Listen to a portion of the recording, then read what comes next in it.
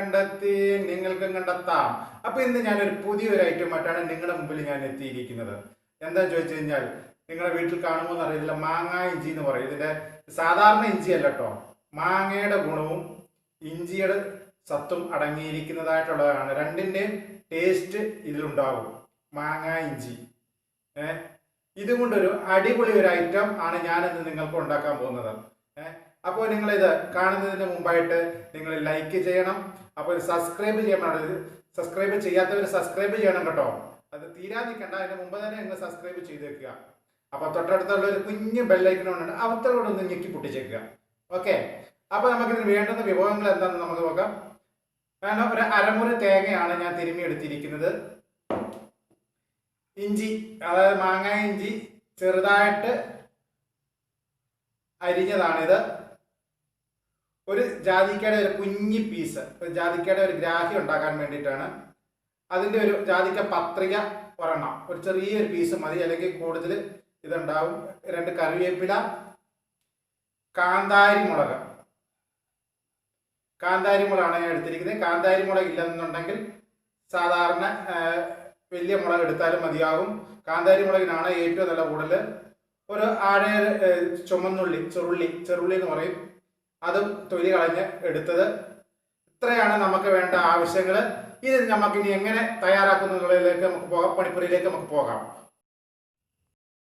അപ്പോൾ നമ്മൾ വേണ്ട ഈ അരിഞ്ഞ ഇഞ്ചിയെ, ജാതിക്കയുടെ ചെറിയൊരു പീസ് അതരിഞ്ഞത്, കാന്താരി മുളക്, ജാതിപത്രിക, ഈ അരിഞ്ഞ ചുമന്നുള്ളി,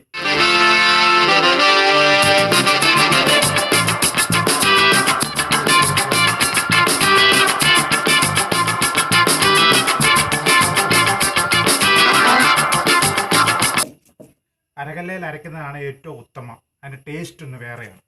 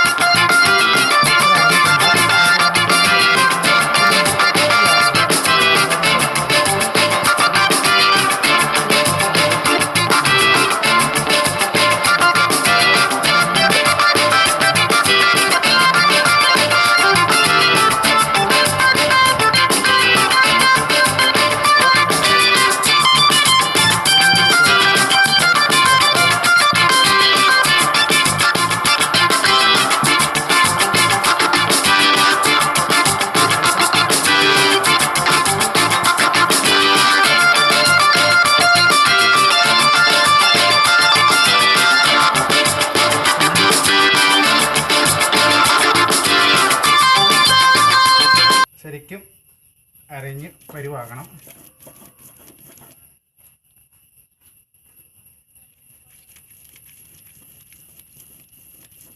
പെൺകുട്ടികൾക്ക് മാത്രമല്ല, ആണുങ്ങൾക്ക് ഇത് അരയ്ക്കാൻ പറ്റും.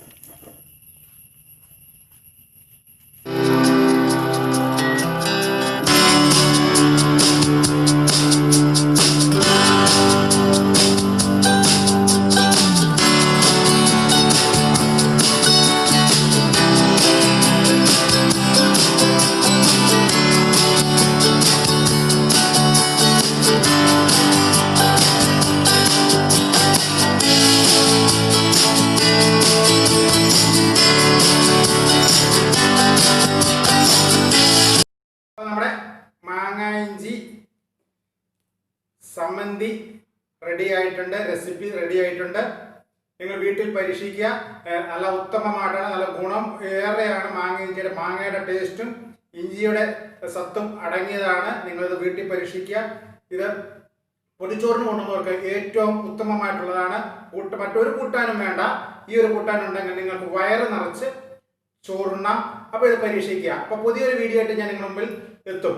അതിനു മുമ്പായിട്ട് നിങ്ങൾ ലൈക്ക് ചെയ്യണം, തൊട്ട് അടുത്തുള്ള സബ്സ്ക്രൈബ് ബട്ടൺ ഒന്ന് അമർത്തിയേക്കണേ. അതിന്റെ തൊട്ടടുത്ത് ഒരു കുഞ്ഞു ബട്ടൺ കൂടി ഉണ്ട്, ബെൽ ബട്ടൺ.